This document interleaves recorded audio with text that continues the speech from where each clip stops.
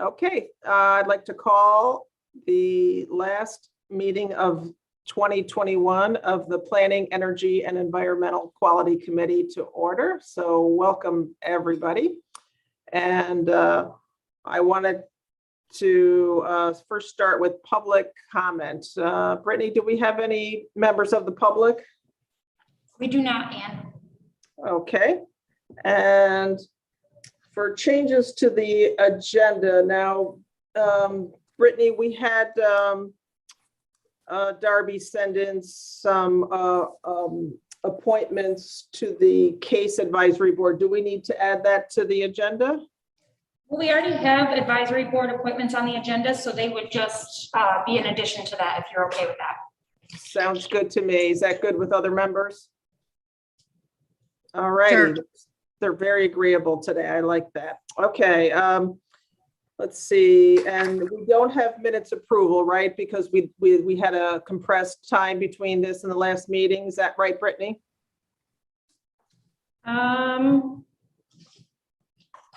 Nope, not sure why they're not on there, honestly, Ann.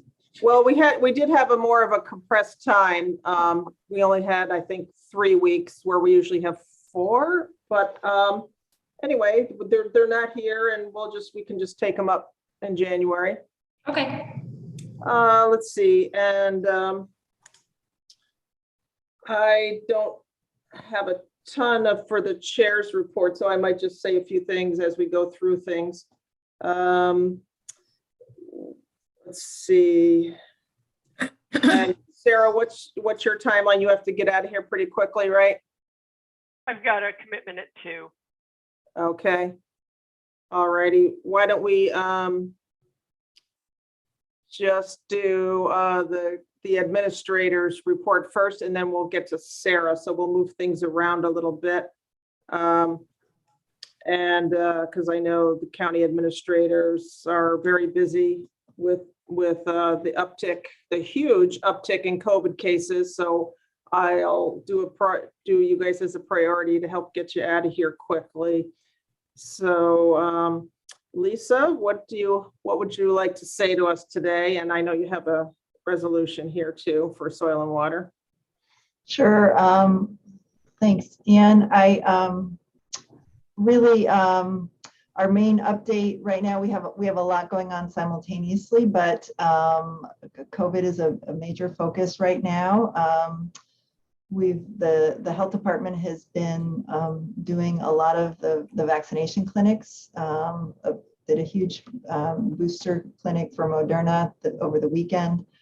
Simultaneously, we received news about the mask mandate on Friday and have taken steps to implement that, along with a mechanism for enforcement and a mechanism for the public to share complaints on the Department of Health website and through 211.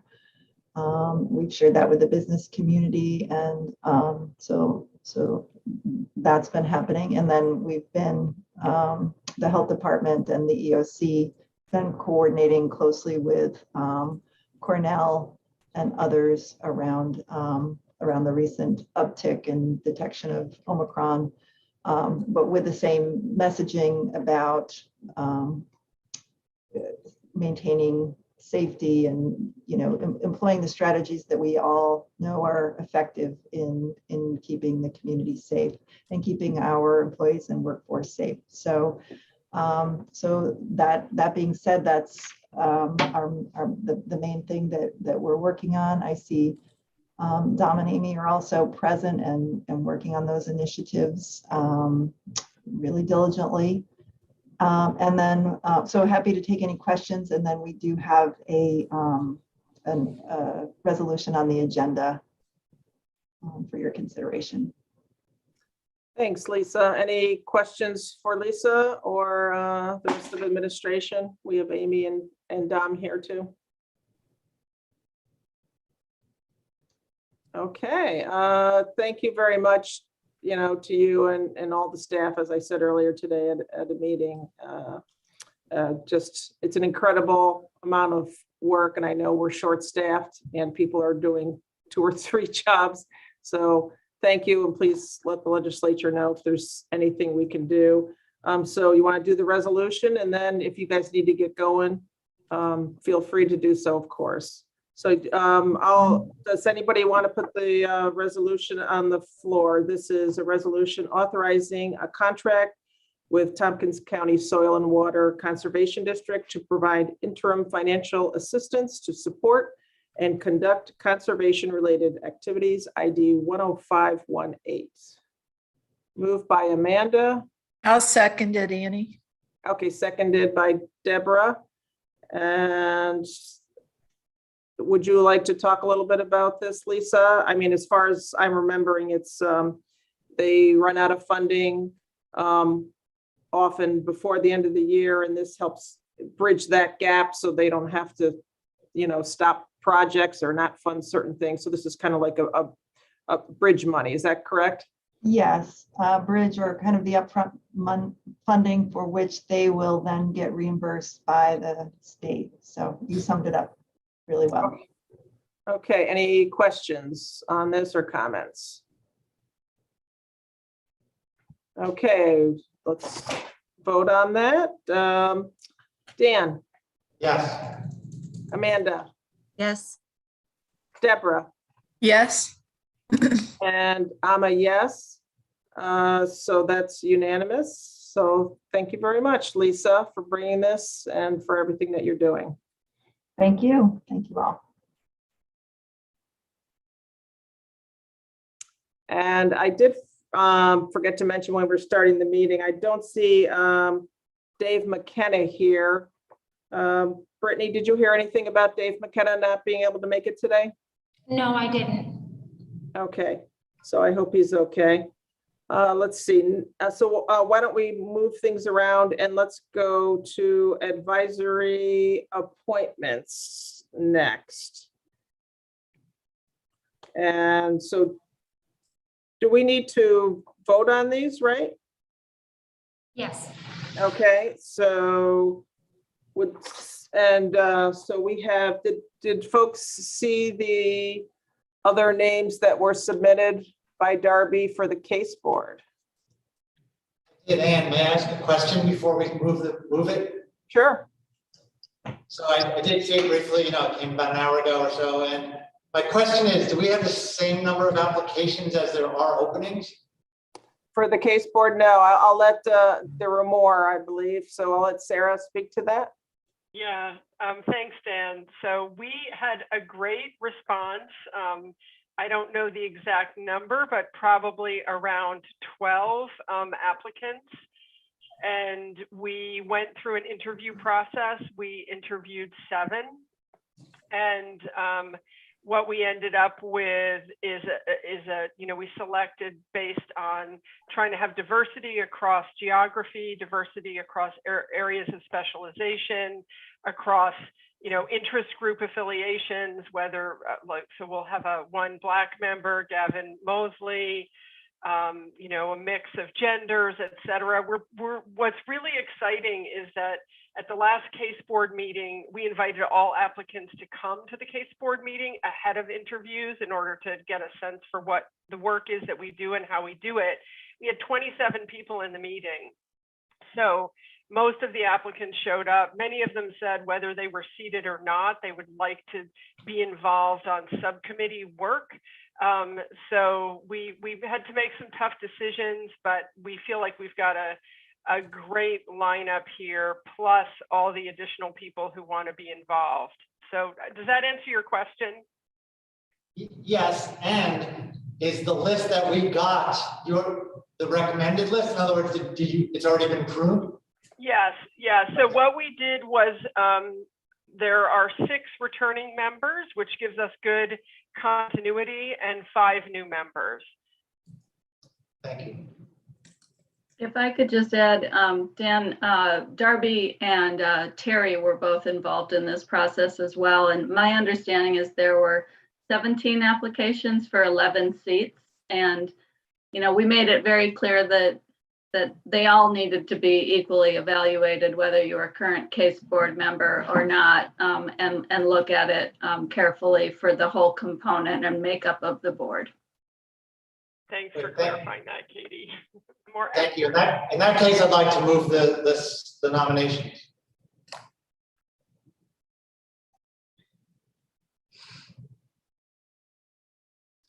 Oh, I'll second them.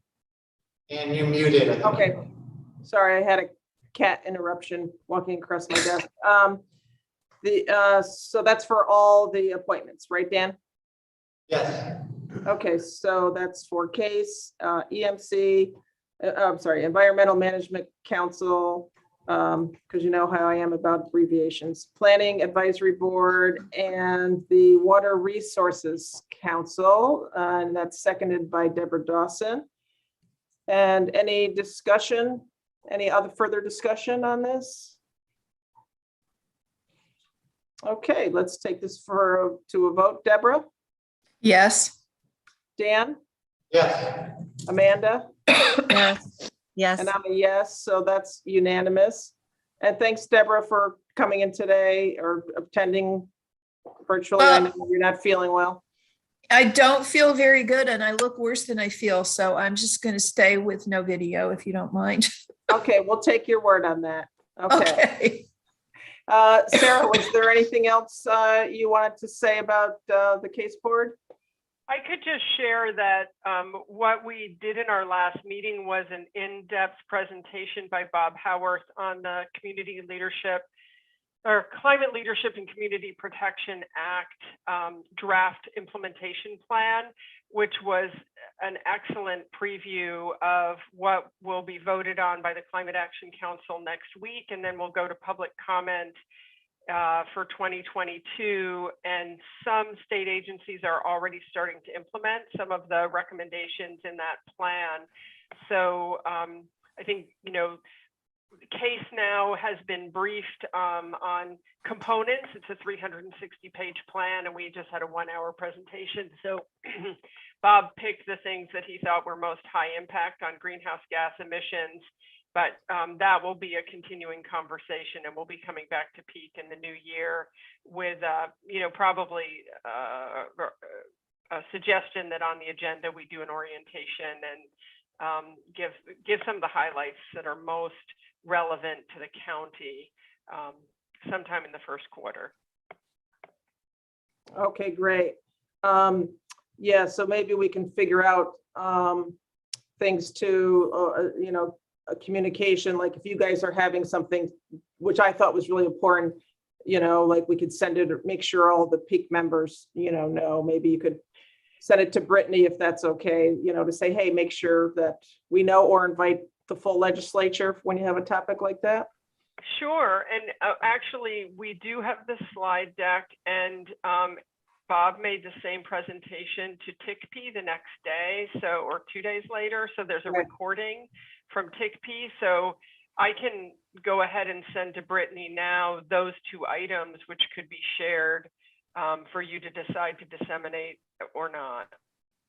Okay, great. Yeah, Brittany, if you could send that to the legislators, that way whoever's interested, because it's a lot of information coming out. And for me, I found it was really useful to hear Bob talk about it versus trying to like read some of it is overwhelming, or trying to tune into one of the meetings that are public. And so he really makes it more digestible. I think it's really important that, you know, we understand, you know, what's going on, what they're trying, you know, what he's advocating for. So I'm really glad he's on our side. I guess on our side, what I mean, the county, not just the county, but the environment side. Well, it's great to feel like we're getting the inside scoop, the sneak preview, and yes, absolutely his narrative. I mean, the slide deck is helpful, but without his narrative, it's pretty dense, but he really helps to make sense of it. So we'll get that sent out. Okay, and one last thing, and then I see, well, for me, and then I see Deborah has her hand up. I wanted to thank the case board for sending a resolution in support of the Community Housing Development Fund, looking at giving a greater award to the North Side Apartment project. And we didn't have to give as much as we first thought possibly in addition, because the state came up, with $300-some thousand. So and they were really wanting us to kind of not match that, but fill in the gap. So I can't remember the exact amount. It was 100-something thousand. So we did approve that award. I think Katie was there at that meeting, right? Was there anything else that I missed about that? Well, it was 140,000 and that along with the state's extra dollars will allow them to move forward with heat pumps. And I think we all do need to keep remembering Heat Smart Tompkins and Brian Eden and the big role they played in all of this as well. Right. Yeah. Thank you for saying that. And one of the things that we talked about was this helps bridge the gap too, before, we're looking at, and hopefully that the state is going to come up with money to help, keep talking about disadvantaged communities, but people in affordable housing definitely need the state of the art, not just because of they're paying those bills, but why can't they live, in an environmentally friendly manner. And also it reduces the toxic emissions in and around their homes. Deborah? Yeah, thanks, Annie. That the quickness with which the case board responded to that request for support so that the Community Housing Development Fund could act on that need is just an example of all the synergies and benefits that the county's gotten from having this board. I think that the case board and the chief sustainability officer are the two things that I'm most proud of having been involved with in my first 4 years on the legislature.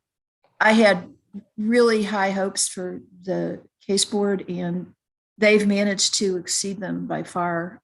We have so many really talented, activist, informed, passionate people on the board, and they get so much done, and the board just provides a great mechanism for them to keep each other informed and to interact and to keep the county informed on what they're doing. So I want to thank Sarah for chairing that group so ably, and thank all the members for everything they've done. Thanks, Deborah. And I will say the year ahead looks really exciting. I'm so pleased that we're being continued and that we have these new strong members. And one of the applicants actually suggested, sort of in the interview dialogue, I think it was top of mind, he had attended the last case meeting. He said, I think a lot of counties are going to need a case board as the CLCPA stuff promulgates. And I hadn't really thought of ourselves as a replicable model. We're always looking to things like Northside Apartments. That's a replicable model. Let's, support that, make that happen, and then tell the story so more affordable housing can be renovated with heat pumps. But even just to think from a governance standpoint of how we're functioning, how we interact with peak, how we can support the legislature was an interesting concept. He happens to be a clean energy communities coordinator for NYSERDA as his professional role. So he's thinking that way. He's interacting with a lot of local officials who don't have the level of knowledge that many do in Tompkins County. So that may even be something in the coming year or two that we may invite people from other counties to come to some of our case meetings and just get a sense for what might be possible for their own local government processes. That's interesting, Sarah, because we can't all use the Sustainable Westchester model. I think our model works better for smaller counties that don't have quite as many resources to dedicate to this. Mm-hmm. Right. Exactly. Well, I echo everything that Deborah said, and I can't imagine, not having the case board. So looking forward to working with you and the board, this coming year, Sarah. So thank you for joining us today, Sarah. Okay, next we're going to move on to Katie at the Department of Planning and Sustainability. And I just wanted to start off by saying I was talking with my partner before this meeting, and we were talking about broadband and housing and different things. And she said, how many people are in that department for all those things that they do? And I started like listing the people, and I'm like, oh, you would think there's like at least double. Not enough, not enough. Stuff you do. And I'm like, unless they have people hidden in the basement that I don't know of that doing work. So Yeah, that's where all the real action happens, is in the basement. The boiler room is really the key place. Great. So I've got a couple things to update you on today. Whoops, did we lose? Oh no, somebody. At any point, talking about collaboration with the case board and everything, I wanted to let you know we've had the second meeting. Rod Howe from the town of Ithaca has been calling together the sustainability staff members from the city of Ithaca, town of Ithaca, and Tompkins County to just talk about what we're working on, look for places where we could collaborate and help each other out on. And that group decided to meet quarterly in 2022. So just so you know, that's happening. Terry and I attend on behalf of the county. The other thing I wanted to let you know is that we wound up submitting a grant application under FEMA's Building Resilient Infrastructure and Communities Grant, which is the BRIC grant. So kudos to whoever at FEMA thought of that acronym for an infrastructure program. It's pretty good. We submitted that on November 30th. And that was mostly the work of Scott and Terry working with Arel and Johnson Controls. And we submitted the application on behalf of facilities. If it's awarded and we accept it, then facilities will run the program. But it's to help build a redundant power supply to mitigate power disruption at the Human Services building, because it's considered a critical facility. The idea is that we would purchase a mobile generator, but also acquire and install a distributed energy battery system with a related solar PV carport. So it's an idea where we could both help out with interruptions when power goes out at that building, but also reduce energy demand charges, which could be a win for the county. We were hoping that we could just apply to actually purchase the materials and install it, but determined it's still pretty complicated and it needs more scoping out of the engineering design. So we wound up for this application putting together a grant to do the engineering analysis, to figure out what the actual cost would be, what we would need to then put another application in for the actual implementation in the future. Which building is that again? Department of Social Services and Probation. Okay. Yeah. Yep. Thanks. Yep. So that's it. That's my report, those two items. Okay, great. So the grant is that you're applying for is for design services, essentially? Yes. Yep. Okay. Yep. All right, any When do you questions? expect to hear back on that? I don't think it's very long. I think it might be the end of January even. It's supposedly a pretty quick turnaround. Although I do understand that a lot of these federal grants are getting so swamped with people trying to apply for them that the quick timelines are getting extended.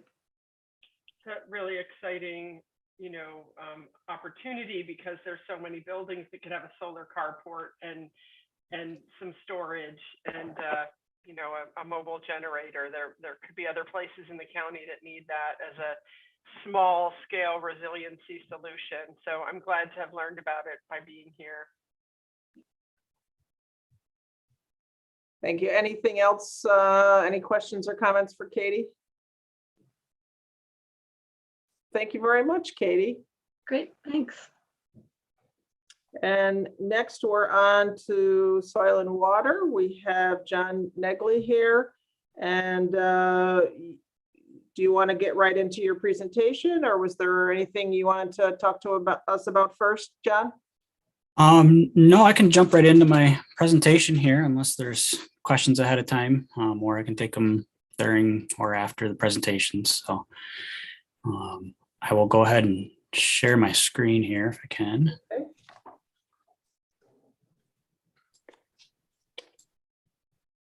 All right. Can everybody see that?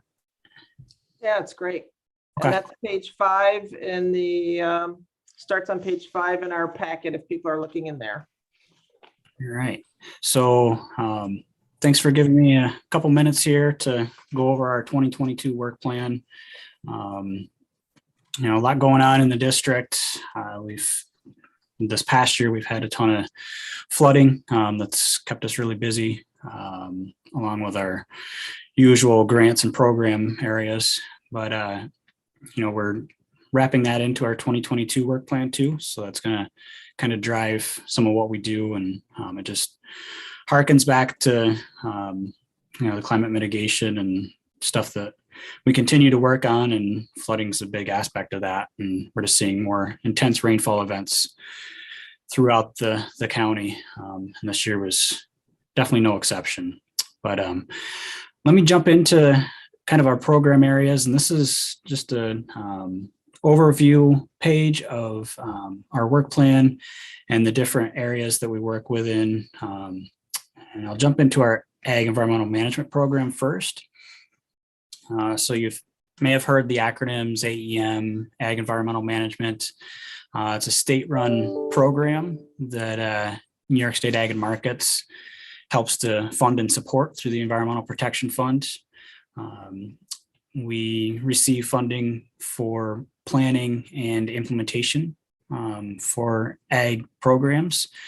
And so you can see here, there's different tiers of working with a farm, and tier 1 and 2 is more or less just inventorying, and then tier 2 is identifying resource concerns and prioritizing them for implementation and planning. Tier 3 is then the planning stage, and tier 4 is when we actually implement the project. Then tier 5 will come back and we'll monitor those projects, see how well they're doing, and if they need to be updated at all. So you can see the numbers that we're looking at and hours that are allocated for that. Obviously we have education outreach and partnership activities that roll into that. That's also billable to the state. And then the last few years, they've actually put this BMP construction category in. So we receive $100,000 from the program to implement up to $50,000 per farm best management practice or system on the farm. That's been hugely beneficial to a lot of our smaller farmers that usually have difficulty being competitive in some of the larger state programs and state grant applications. So that's something that the district receives, and we rank out and prioritize at a county level. So that's been good. I think the state has seen how well the AEM program works, and how well it's implemented and planned at a local level. So they've funded it a little bit more robustly the last few years. We also apply for cost share dollars through the Ag Non-Point Source Pollution Abatement Control Program. And so this is kind of the bread and butter of ag implementation across the state. From a state funding standpoint, it takes the tier 4 and tier 3 plans and implementation planning and rolls it into an application that we submit to the state, and we have competitive applications. Usually there's like $20 million available in the pot, and $60 to $70 million is applied for on an annual basis. So it's usually over prescribed or over applied and not enough funds to implement everything. But so that's the other thing to think about with this is matching costs. So each one of these applications have match costs associated with it. So that's either picked up by the farm or we may have some local dollars that could put into it with like seed or straw or personnel services. But that's one of the most difficult aspects of our grant programs are the matching costs and where those matching costs can come from. So something to think about from a legislator standpoint and maybe funding needs down the road. Also, we've been working with the Climate Resilient Farming Grant Program. This was enacted about 4 years ago. We've had 4 or 5 rounds now of this funding source. We just finished up a project out in Caroline where we put in some retention ponds on a farm system with some watershed collection basins. And I think this program will take off here especially after this year. This will probably see a huge bump in applications and hopefully funding from the state.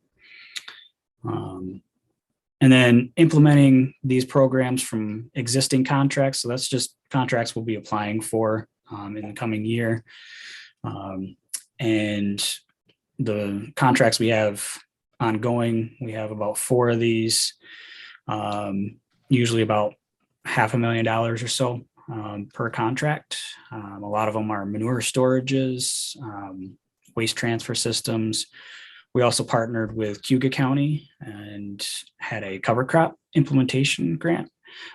So we've been using this. We used this year for, I think there was close to 300 acres in our county, and I'm not sure on Cayuga County's acreage of implemented cover crop just through this grant. So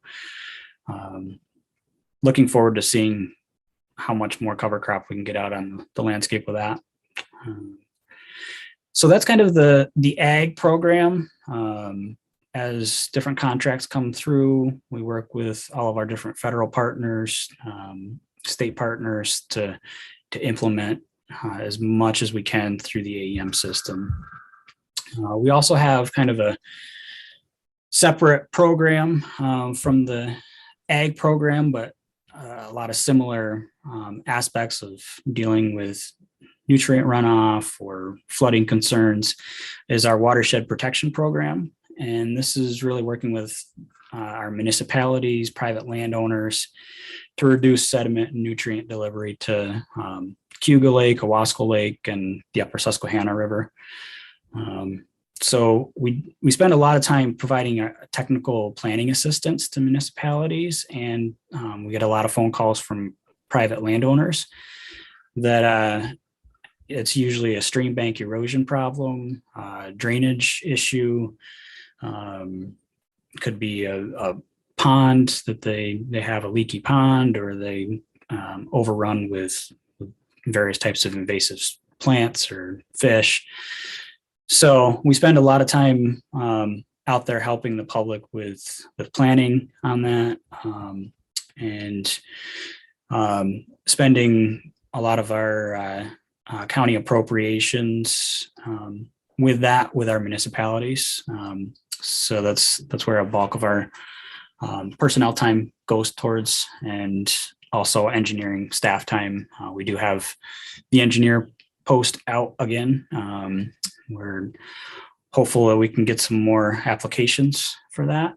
And that engineer position will also help with some of the engineering aspects of that, along with the planning. And then as we receive those, it's kind of similar to our AEM program. We will plan with the landowners or the municipalities and kind of rank out projects that have the most sediment reduction or nutrient reduction viabilities, and try to apply for cost share dollars. So we have through the New York State DEC a water quality improvement program, And that's again kind of the bread and butter through the Environmental Protection Fund from the state, of where most of the money is funneled through to provide on the ground BMP implementation through a competitive cost share program. Also work with like the Trees for Tribs through New York State DEC. And some of the existing programs that we have going on with some of those grants is Cayuga Inlet Sediment Assessment.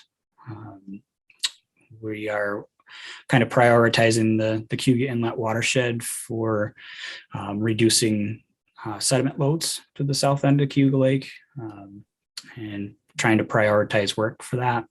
We worked with the town of Newfield on a couple projects just now wrapping up on some stream bank erosion and bridge scour work that will hopefully reduce some of the sediment going to the south end of Cayuga Lake. Also doing some stormwater mapping with our Stormwater Coalition, trying to map all of the different drainages and ditch lines, culverts that are within the county, and where they're outletting, where the concerns are. Also our hydroseeding program, a long running program with municipal highway departments, kind of coming in and seeding and stabilizing after they've done ditching for drainage work. Also our FLOPA program, the Finger Lakes Lake Ontario Watershed Protection Alliance. We receive funding. Again, it's through the EPF, comes down to FLOPA through DEC, and then is allocated to each county. There's 25 counties in this FLOPA watershed. And so our county breaks it out with BMP implementation, both non-ag and ag BMP, helping to support water quality monitoring. We've done flow gauge monitoring support with USGS, and then also some stormwater management and invasive species work through our compost sock erosion control products that we can make, and technical assistance for hydrilla. John, can I ask you something right there? Sure. So we often hear about, the Cayuga Lake watershed, Mhm. Wasco Lake watershed. But we're also, or at least part of the county is in the Finger Lakes, or is in the Lake Ontario watershed. Yeah, so everything drains to Lake Ontario from the Finger Lakes. So basically, if it's in the Cayuga Lake or Wasco Lake watershed, it will eventually drain into Lake Ontario. Oh, okay. So our watershed is a subset of their watershed. Yeah. Okay. Thank you very much. Yeah. And then we also get state aid, part A, B, and C. So part B and C of those, we get $6,000 to implement kind of a watershed protection project. We did cover crops this year. We've helped to support planning for rain gardens, bioretention facilities, pond improvements at local schools. So that's kind of a unique little small pot of funding. And then part C is also a good source of funding for us in the last few years. Previous to 2015, it really did not have any funding attached to it, but this is now funding that is coming to the district, and we're hoping to offset some engineering costs with that, and then also implement some BMP practices across the landscape.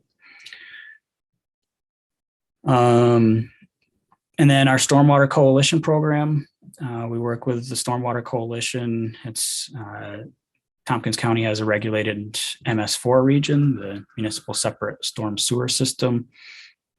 We work with that regulated community, helping them with a lot of education, outreach, hosting their bi-monthly meetings. We have been requested to think about taking more leadership role in that program from the communities. They're interested in also hiring their own stormwater engineer for implementation of practices. We've talked about holding some of the funding. The town of Ithaca currently holds that and does the administration of that. So we're talking with the coalition to see what we can and can't take over on that program. But The coalition itself is looking at hiring a stormwater engineer, you said? they are, they know we're interested in hiring an engineer. So it may be an overlap or collaboration, but that's something that I think they would be interested in from a stormwater aspect of doing those BMP implementations across their municipalities. Because some municipalities like Town of Ithaca have engineers on staff. Some like, Ulysses or, I think Newfield's in it. There's a small portion of Danby, I believe. Those municipalities don't have engineers on staff, so they're interested in seeing what they can fulfill to put an engineer on staff with the coalition. And then we also provide SWIP reviews. So Angel Heinkel in our office is a certified professional in erosion sediment control, along with myself. And we provide those stormwater pollution plan reviews for the municipalities that need it as they regulate projects and construction projects on a landscape, as they are the regulator, and the code enforcement officers are the regulators for this stormwater program for the state. They look to us for reviewing those projects. Also, we have invasive species control, long-running hydrilla program that you all are very familiar with in the south end of Cuba Lake here. We've kind of taken a step back from that the last year or two, letting DEC and Army Corps of Engineers kind of take over more of a lake-wide program, and Army Corps implemented management and control in the south end this year, along with the infestations in Aurora and the marina in Lansing. But we still work with the task force and help them manage their meetings, oversee some of the water quality monitoring efforts that the health department requires here locally. And then obviously, just to, create an efficient and effective organization, we just have district operations, and that keeps myself and Sam Smith, our account clerk, busy keeping up with our operational support. There's a lot of different activities there that I won't bore you with. But earned income, a lot of districts across the state use this to bolster income to their districts. We haven't done a lot of the earned income programs the last few years. This is where like tree sales, fish sales, conservation supplies might be something that would be provided out to the community. It's something that we've gone back and forth with of what makes sense to our district, what is a public benefit, what is actually is earned income and actually makes money, and what is just a service to the public. So it might be something that we do a tree sale in the future, fish sales, those kinds of things that we've done in the past. But for 2022, we're not planning on that. We do a lot of outreach through our social media pages, annual reports like this to the legislators, going to legislative days in Albany, keeping in touch with our state legislators. And then just to the general public attending these fairs and farm open house days. But I think our biggest outreach is just word of mouth and being out there with the public as they have issues and concerns. I think we had more calls this year than we've probably had in a few years just because of the rain. So that's some of our best outreach right there. Education, we do work with Cornell Cooperative Extension, providing some programs, soil health workshops to farmers. We had a stream workshop with the Water Resources Council this past year that we helped to put together. And then with some of our youth, we have the Envirothon program. That's a long-running program that all soil and water districts kind of help out and support. And if you haven't heard of the Envirothon program or know what it is, let me know. We can talk. But it's gets into the high schools and sets up a club for high school students to learn about natural resources, aquatics, forestry, soil science, and then they compete at a regional event and then a statewide and a national event. So our New York State team actually went on and won the national event this year, which is, I believe it's $10,000 scholarships to each member. So it's pretty good for, college tuition scholarships. And then just a lot of coordination with our federal partners, state, local partners here. And you can see the list of different partners and agencies we work with here. And so that kind of wraps up my presentation. I'll take questions, but I know I also wanted to kind of throw out there too that Dave McKenna has been on our board of directors for the last 7-8 years now, and that's been a great person to have on our board. He's been a stable influence to our board, and as treasurer, he's been really good to come in and sign checks for us. And he will be leaving our board since he won't be on the legislature. So that is an appointment that we will have to fill going into 2022. And Deborah Dawson's also on our board. So just wanted to make you all aware of that as you think about new appointments in the new year. I can take questions if you have any. Okay, anybody have questions or comments for John? So Deborah Dawson. Yeah, no questions. Just a thank you to John and his very small staff for all the good work that they do. When you talk about, Annie, you mentioned you couldn't figure out how DPS does all the stuff that it does. I don't know how Soil and Water manages with the very small group of people that it has, but they're very dedicated and hardworking. And very well led, I must say. How many people are in your department, John? Only a couple, right? Yeah, there's 5 of us full time now. Yep. And you were trying to get I think an engineer a year or two ago, and Yep. and you Still trying. Still trying. Yep. Okay, Martha.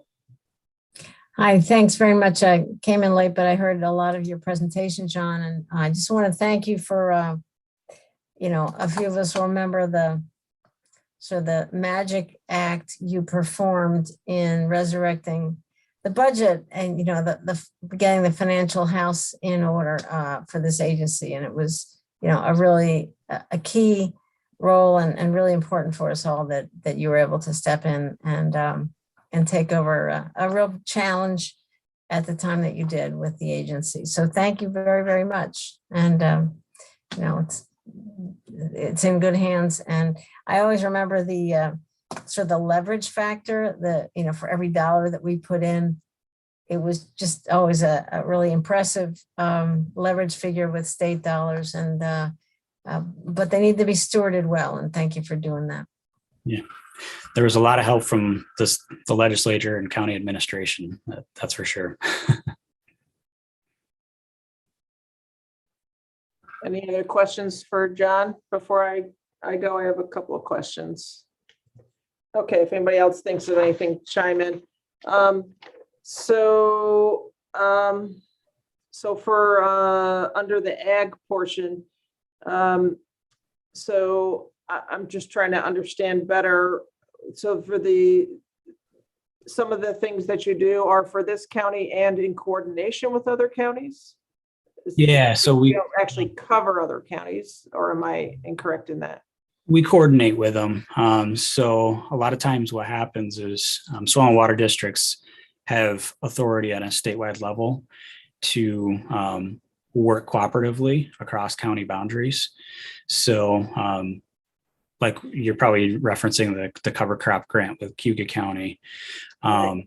So a lot of times what we do is to make our applications a little bit better to the state and more competitive, we will combine multiple farms onto one application, and then one county will manage those that application on behalf of multiple different counties.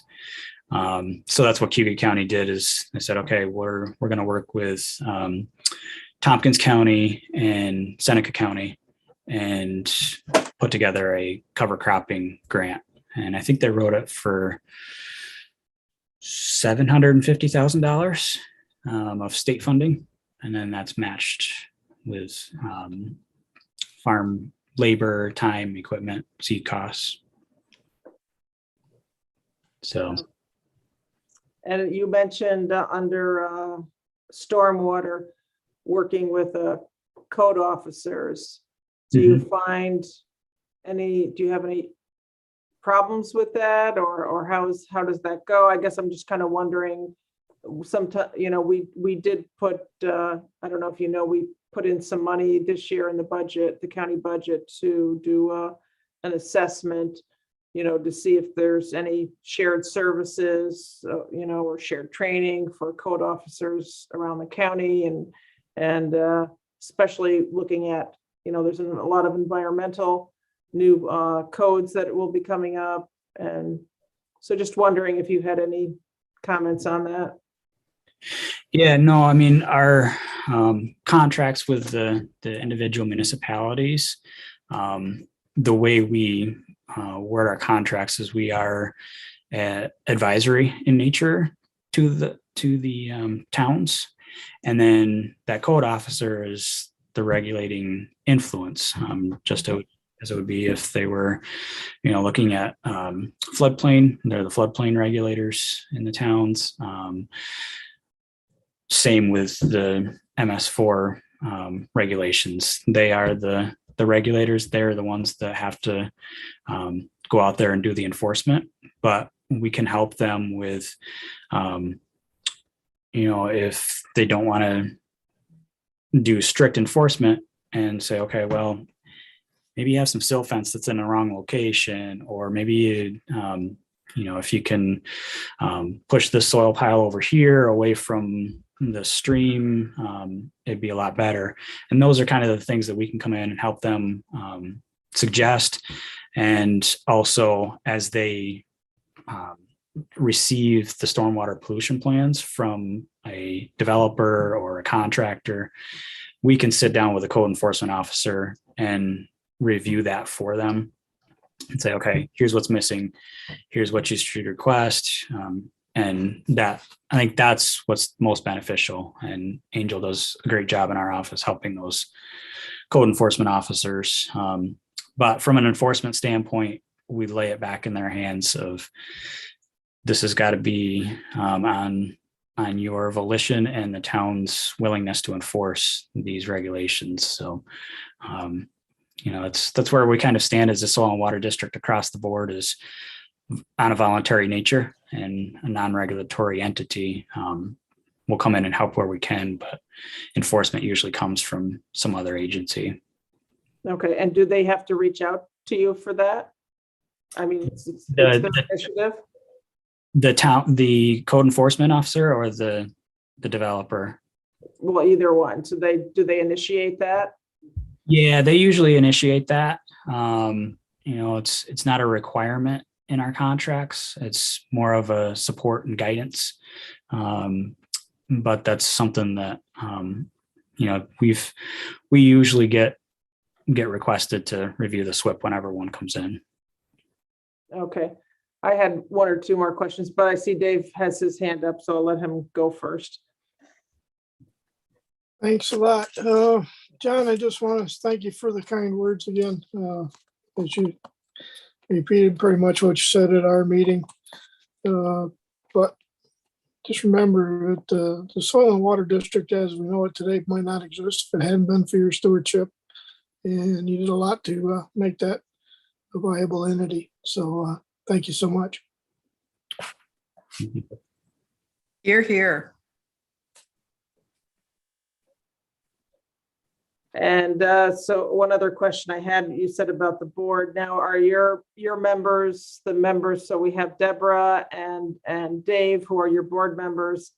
And so Dave is going to be leaving us in a couple of weeks. So are the appointments for your board through January, or do they end at the end of the year? So by state law, they have to fulfill until a new appointment is executed or we have a new appointee. And I've talked to Dave, and he's willing to come in January and fill in for that position. But if we can get those reappointed as soon as possible, that would be great. I know usually February is when you all are looking at appointment dates for the boards. Okay. All right. And so we'll look at that. Trying to expedite that as best we can with the leadership. And any other questions for John? All righty. So John, thank you for coming today and talking about the myriad of things, that you do. And as others have said, really, thank you for having such a great department and being involved in so many different aspects in the county. And please, keep us informed if there's ways that we could help. It sounds like one of the things you talked about that I wrote down is something about some difficulty with matching grants or matching funds. So I'll put that down, if I'm on this committee for next year, or pass it on to who is on this committee for next year to talk to you about. Sure. And please feel free to come to this committee, if there's anything else that we can help you with. All right. So thank you very much. And I wanted to, let's see what's next on our agenda. I think it's committee reports. Do we have any committee member reports? Amanda. Yeah, I was just gonna remind everybody that tomorrow morning at 9 a.m. is the Cornell Cooperative Extension annual meeting. And they're gonna be talking through their strategic plan. They usually have a breakfast, but unfortunately it will all be on Zoom this year, so you can bring your own breakfast. You do have to register ahead of time, and you can just go to their website and type in your information and you'll get a confirmation email. And anyone and everyone in the community is welcome. And anybody who shows up, is welcome to give input and share. So hope you'll all show up. Thank you, Amanda. Some of us have F&I, just looking at the schedule, unfortunately. So I have that. Otherwise, I was just writing it down so I could try and go. But thank you. Will you be able to go to that? Something came up for me. I'm gonna try to get there for the second half. So yeah. Okay. Will anybody else here be able to attend or be wanting to? Katie will be going. Excellent. I'm gonna make a big plate of bacon and then sit down and watch the breakfast meeting.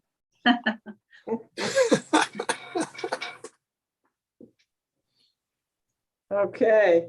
Any other member reports? I wanted to, since we have a minute or two, and I wanted to thank two of our committee members, Dave and Martha.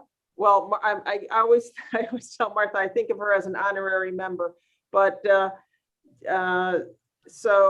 but I wanted to thank, because this is the last committee meeting that I have that I'm a member of for the year, and it's my last committee meeting where I'm going to see Dave and Martha.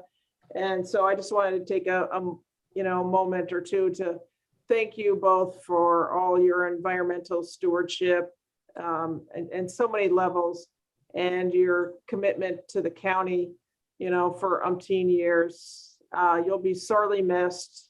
I have both your cell phone numbers, so I will be in touch and bothering you. I mean, asking for advice. And just a really big hearty thank you. And I personally will miss you very much. Yeah, I think you get a little bit of a reprieve on that because committees don't get set up till after the organizational meeting, which is January 4th. So pretty good chance you'll be chairing the meeting in January. Right, but there's a pretty good chance you and Martha won't be there. Yeah, Dave and I are I gonna don't go. know though. Yeah, Pardon no, depending upon, what's going on that day, Dave and I are gonna go out dancing or something, so. I think I'm Thank going you. to attend the meeting and snicker. Thank you, Annie. It's very, very sweet of you to say that. It's a great committee. I love the work, and tried to sort of pay attention whenever I could. So you've done a really wonderful job this year leading it. And so onward. Well, Good luck, all you guys. thank you both. And you just contact Brittany to get the link, and you can come and keep us on track and speak as a member of the public honorary. You'll be an honorary associate members. Katie, did you have your hand up? Yeah, I just wanted to add my farewell and thanks. Both Dave and Martha have been members of some version of the planning committee for many, many years. And just your leadership and guidance has been much appreciated to the department, and your unwavering support of staff is noted and deeply appreciated as well. So thank you both. And Dave, I hope to run into you around Newfield, having good times and not meetings together at some point. Yeah, I expect that will happen. Anyway, thank you for your leadership. You've taken over the department and done one heck of a job with it, I think. Thank you very much. Appreciate it. Yeah, absolutely. And your whole staff, and like many times your staff, because you keep hiring more people, and you seem to keep finding great ones. It's always been a real pleasure to work with your staff, with you and the staff, and force multipliers. You're able to really help us punch above our weight. So thanks for everything, Katie, and Great. looking forward to celebrations in the future. Yes, thanks so much. Well, on that note, I wanted to thank everybody for today's meeting, and I'll see a couple of you in January for this meeting, or several of you, so a couple of committee members, and probably most of the staff will still be here. So thank you, everybody. And do I have a motion to adjourn the meeting? Absolutely. Yeah, I'll give you that. Okay. All right. Goodbye, everybody. Have a good holiday season. You Happy too. holidays, everyone.